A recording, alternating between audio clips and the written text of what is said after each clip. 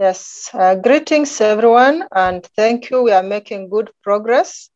My name is Epilos Musimbi, the Director, Youth on the Move, Empower Talents with Epilepsy Kenya.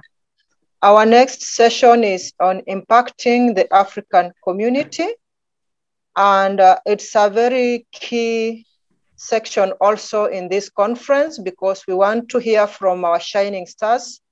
We want to hear from lived experiences so that we get to know there's also a brighter side and a positive face of epilepsy if people embrace, accept, and use the right Medicare together with the community support.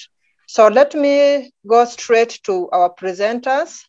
And our first presenter is Yewnetu from Ethiopia. Impact story of a person with epilepsy. Welcome.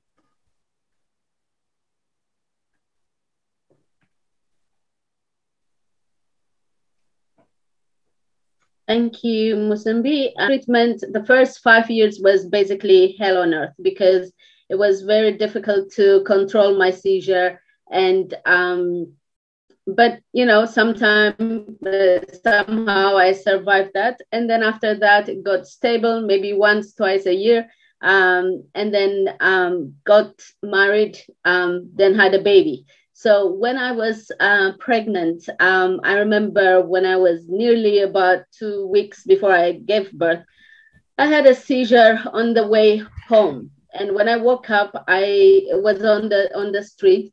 And when I woke up, I could only see blood on the street. And I just thought, oh my God, I lost my baby. Just crying, you know, and thank God the baby was fine, went to the hospital, admitted, and so forth. And then after that, I was seizure free for the last 6 years. And unfortunately, the last 8 months, again, my seizure started. So the reason I'm telling you this is I don't believe any sickness or any condition is more severe or more impactful than others. Because at the end of the day, it's people who are suffering. But when it comes to epilepsy as a patient, what really, really destroys our life is the fact that we don't know when seizures come. So we've heard a lot from the doctors this morning and from the professionals what we need to do for epilepsy within Africa and how the service needs to be monitored and increased and improved.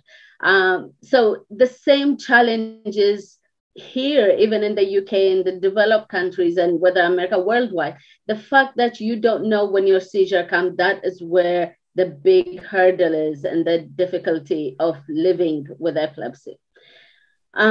Just want to show you, but about 2 months ago, I had a seizure in my room. Actually, it was in the toilet, fell down, had a, cut my thing, part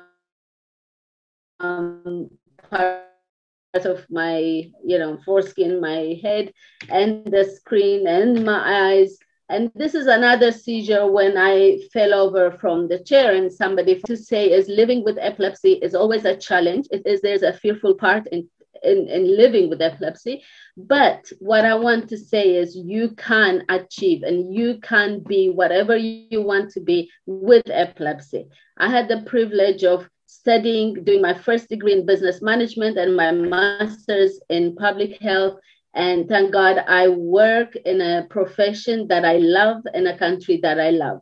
And so the message that I want to give to people is to encourage them and be the person they want to be living with epilepsy. Currently, I've moved back to Ethiopia and I raise awareness and advocate for better care and better service for people with epilepsy. And I do believe that as patients, we need to be honest and express our condition, our feelings, because if we're not open and honest about it, it's going to be a covered issue. So yes, it does hurt. You do have accidents. You do bruise your skin and have a lot of serious injuries. but you can be what you can with epilepsy. And I just want to thank everybody for taking the part today in this conference and working together, the commitment to work together within Africa, within our continent, to make service better. Thank you. Thank you, thank you, thank you so much. We applaud you for sharing your story. Actually, from what I'm gathering, it's a story right from young age to education, marriage, medication, back at home now, facing the world and creating awareness. Thank you so much for sharing that. Maybe if someone has a comment or a question to Enat, you can raise it now.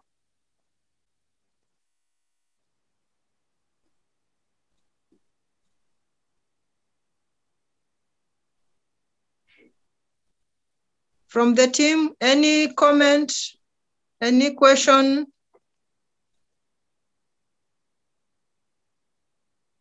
Okay, if there isn't, I can come in with a question. Would you be thanks so much, Enat, for a brilliant presentation about your life and the work that you do. We also heard from Ambassador Nebiet about the work that your association is doing in Ethiopia. Well done, and thanks for that. Would you be able to share with the audience some of the strategies that you use to cope with the condition that you have?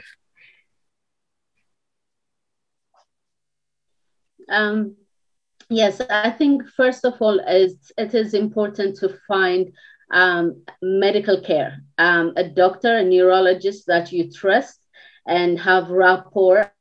I've been lucky to have a neurologist for 25 years. So basically when we see each other, it's like I'm seeing a family member.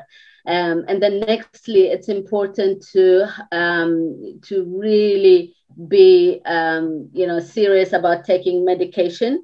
A lot of people stop their medication. They stop their medication because they said, oh, they're not having a seizure, but they don't realize they're not having a seizure because they're taking the medication. So it's important to adhere to anti-epileptic medication and take them on time and take them as prescribed. And I really believe another thing is having a positive mind about it, because hey, the truth is nobody wants to be sick. I wish I don't have to cry about it. I want to do something with my life, and I want my life to bring impact, to have an impact in others' life as well. So I think medication, care, and positive attitude is important. Thank you. Thank you so much for that. Thank you so much.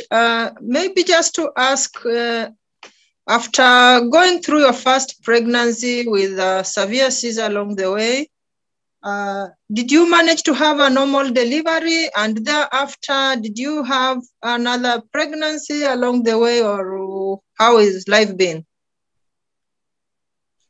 I did have actually a normal delivery. At the end, it happened to be forceps.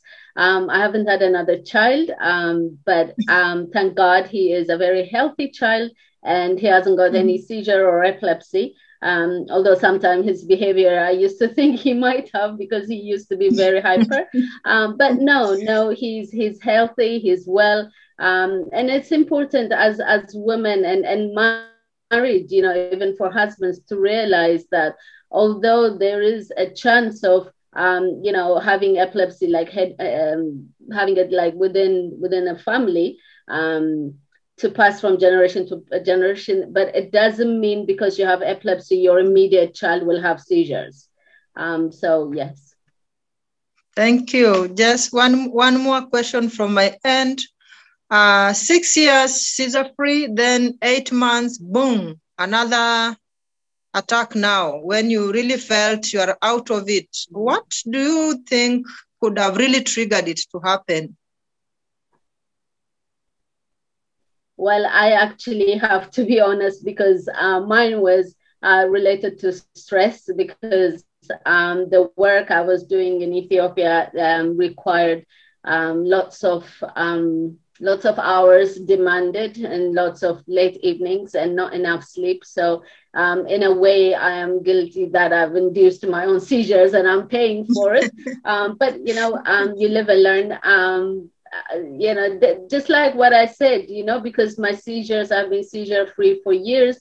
I kind of think, well, it's fine. But since I've been back, I've been, trying put on 3 different medications, to try my control of my seizures. So it is important that we adhere to our medication, to a lifestyle that is, less stressful.